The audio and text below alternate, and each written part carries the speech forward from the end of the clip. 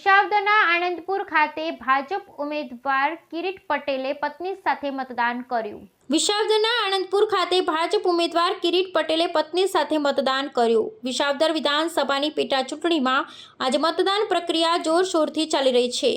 આનંદપુર ખાતે ભાજપના ઉમેદવાર કિરીટ પટેલે પોતાની પત્ની સાથે પ્રાથમિક શાળામાં પહોંચી મતદાન કર્યું। મતદાન કર્યા બાદ કિરીટ પટેલે મતદારોને લોકશાહીની મજબૂતી માટે મોટી સંખ્યામાં મતદાન કરવાની અપીલ પણ કરી હતી। બીજી તરફ ભેંસાણ ખાતે પૂર્વ ધારાસભ્ય ભૂપત ભાયાણીએ પણ મતદાન કર્યું। તેમણે રામગઢ પ્રાથમિક શાળામાં પહોંચી પોતાના મતાધિકારનો ઉપયોગ કર્યો હતો।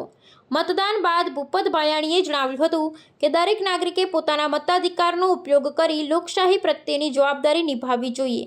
વિસાવદર વિસ્તારમાં મતદારોમાં પણ ભારે ઉત્સાહ જોવા મળી રહ્યો છે।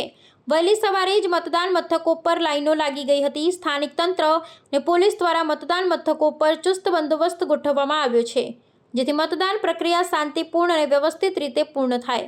આ પેટા ચૂંટણીના પરિણામો પર સમગ્ર દેશની નજર છે। ઉમેદવારો અને તેમના સમર્થકો મતદારોને પ્રેરણા આપવા માટે સતત સંપર્કમાં છે। મતદાન પ્રક્રિયા દરમિયાન કોઈ અનિચ્છનીય ઘટના ન બને તે માટે તંત્ર સતત ચાંપતી નજર રાખી રહ્યું છે।